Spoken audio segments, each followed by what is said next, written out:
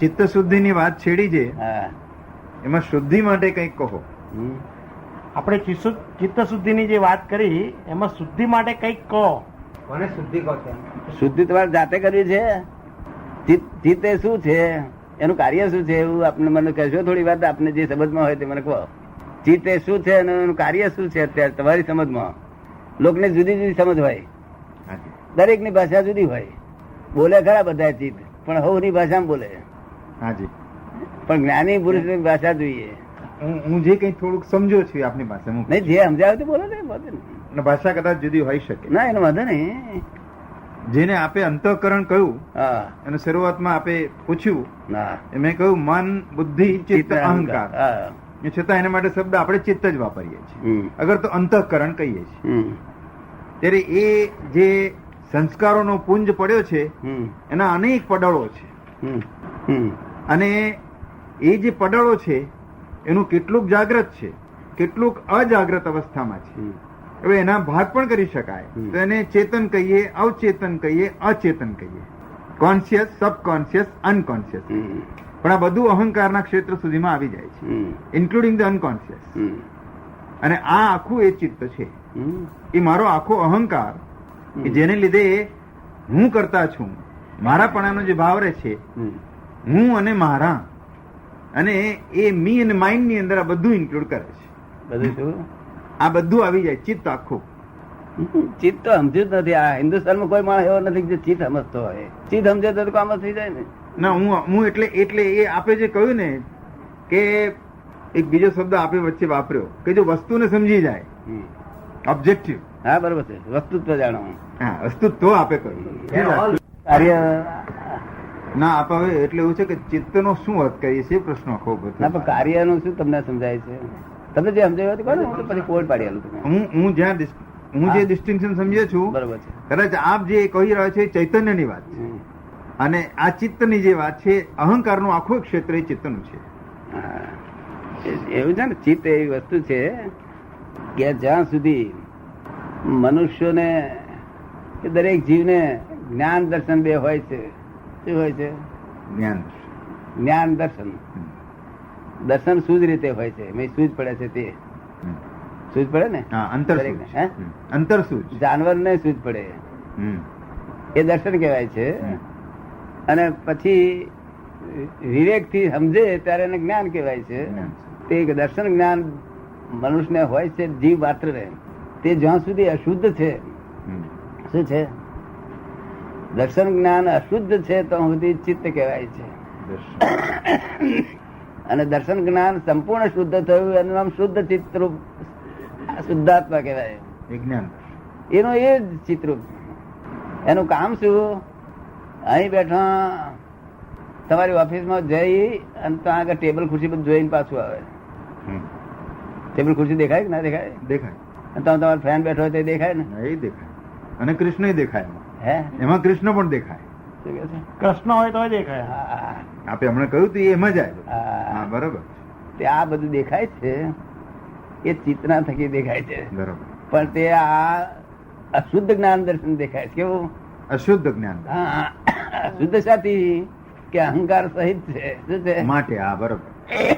જયારે એ જ નિરહંકાર થશે અને શુદ્ધ ચિત્ત થશે, શુદ્ધ ચિત્ત ને નિરહંકાર, એ છેલ્લી દશા. જ્ઞાન દર્શન અશુદ્ધ અશુદ્ધ છે એવું જે સમજે છે તે શુદ્ધ ચિત્ત છે. હે, એવું જે સમજે છે તે શુદ્ધ ચિત્ત દર્શન છે. ના, તે તો પાછું અહંકાર સમજી જાય ને કે મારું ચિત્ત અશુદ્ધ છે. ચિત્ત શુદ્ધિ નથી થયેલી એવું સમજે ને? અહંકાર સમજે ને? ચિત્ત શુદ્ધિ નથી થઈ તે તો દાદા મૂલ્યાંકન ની દ્રષ્ટિએ બોલ્યો.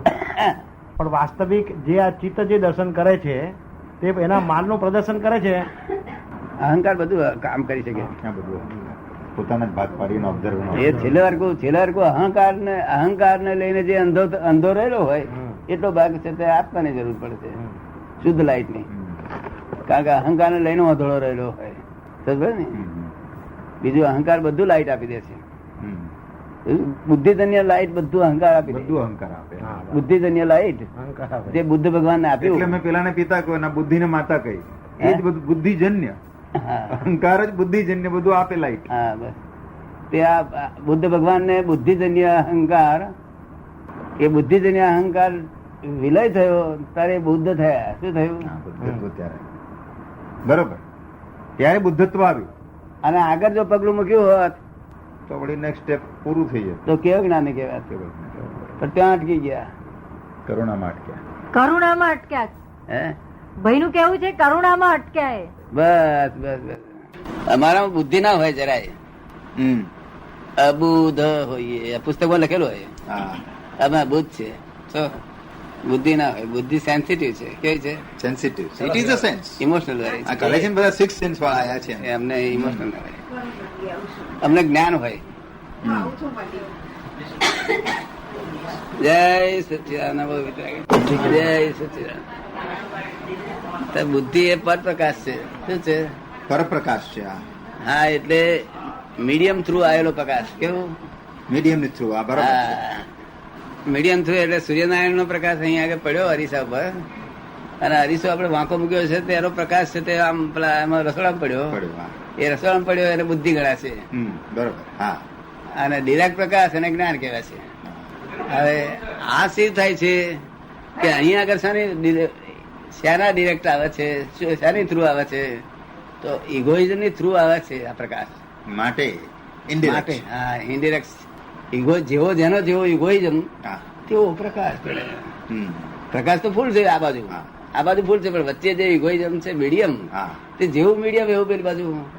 આપ સમજવા આવે છે? હા. એટલે તોલ કરવું જ ના જવું પડે કોઈને. હવે અમારે આ મીડિયમ ખલાસ થઈ ગયેલું. મીડિયમ જ રહ્યું. હા, મીડિયમ ખલાસ થઈ ગયું. બુદ્ધિ કેવી રીતે રે? એટલે રિફ્લેક્ટેડ નથી, હા, આ તો ડિરેક્ટ ડિરેક્ટ જ છે. મીડિયમ ખલાસ થઈ ગયું. રિફ્લેક્ટેડ લાઇટ રિલેટિવ પ્રકાશ કહેવાય ને દાદા. રિલેટિવ પછી બધા નામો છે. એની જરૂરિયાત છે જ્યાં સુધી જગત ની જરૂર, ભૌતિક સુખોની જરૂરિયાત ત્યાં સુધી જરૂર છે. જો ભૌતિક સુખોની જ્યાંથી ઈચ્છાઓ છે ત્યાં સુધી એની જરૂર છે બુદ્ધિ. અનિવાર્ય રૂપે જ રહે છે. હા, જેને જરૂર હોય. અને બુદ્ધિ ઇમોશનલ કરે જયારે ગાડી ઇમોશનમાં ચાલ્યા કરે. શું કરે? ઇમોશનલ. ટ્રેન ઇમોશનમાં ચાલે અને માણસ ઇમોશનલ ચાલે. ગાડી એક દાડો ઇમોશનલ થશે શું થશે? તાર મનુષ્ય કહે છે ટ્રેન ઇમોશનલ થાય, માણસો પર તમારી બધી બહુ જીવાત મરી જાય છે. તેનું શું? હા, જોખમદાર છે કોઈ. મોશનમાં આવો તે વેચે તો બીજદાર પછી ખેતરનું જે થવાનું થાય. વેચ્યું ના હોય તો તેની ભાવના રહે. પછી ખેતરમાં હાથ થઈને ફરે ખરો. હું માનતો નતો, પણ મેં પ્રત્યક્ષ જોયું. હે, મેં પ્રત્યક્ષ આજથી 10 વર્ષ ઉપર નજરે જોયું સાવલી. તારે મને લાગ્યું કે ભાવના રહી જાય છે. ના, બધે રહી જ જવાની. વાસના રહી જાય. વાસના બધી વાસનાઓ રહી જ જવાની ને. જ્યાં સુધી જ્ઞાની થયું નથી ત્યાં સુધી વાસનાઓ રહ્યા કરી. હે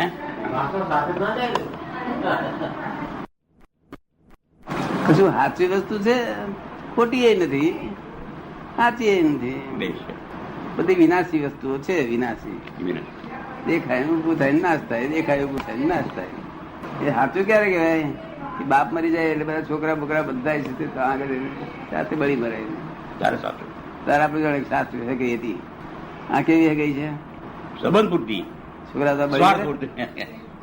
તમારે સાવલી બળી પડતા ના, એમ પાછા આવે બધા બધા પાછા આવવાના. અને ઘેર આવીને ખાઈ પીએ કે ના? પછી ખાઈ પીએ. બધું એવું બધું તો બધું બોલ છે બધું. એટલે આપણે બચાયા ખરા, બાર ઘડી બચીએ ખરા, પણ પછી એક્સટેન્શન હોતું નથી. સમજી ગયો. મુદત પૂરી થાય એટલે તરત માટે કઈક કરી લેવું. શું? અને આ બધું આપડે કઈ લેવા દેવા નથી. આ તો હરજ જ બચાવવાની છે, જેટલી બને એટલી. આપડે બહુ લેવા દેવા ગમે તેવું ખાઈ લે નહીં. બચી જાય. નહીં, સેક્ટર ઓફ સેફટી છે, જીવતો રહે. ખોટી બાયા તેમાં એક કલાક જ છોકરા જો ખખડાવે ને બરોબર, છોકરો કહી દે કે તમે મોડું ના દેખાડશે, મારી છે બાયા ને શું કે ના કે બોલો કલાક ની હગાઈ નહીં રે. લોકોને મનમાં એ ના લાગે. હા, પણ એવું એ મારું બધું. ના ભાઈ, એ કરુણા શબ્દ જુદો છે ને કારુણ્યતા જુદો છે. હા હા, જો કારુણ્યતા જુદો છે. શબ્દની જોકે માથાકૂટ નથી આપણે, પણ આપણે જે શબ્દ ના વર્ગી ના વર્ગી નથી. ગાડીઓ બધી ઉભી રે બધી. હા, ખુશ થઈ ગયો પણ દાદા, હે ખુશ થઈ ગયો.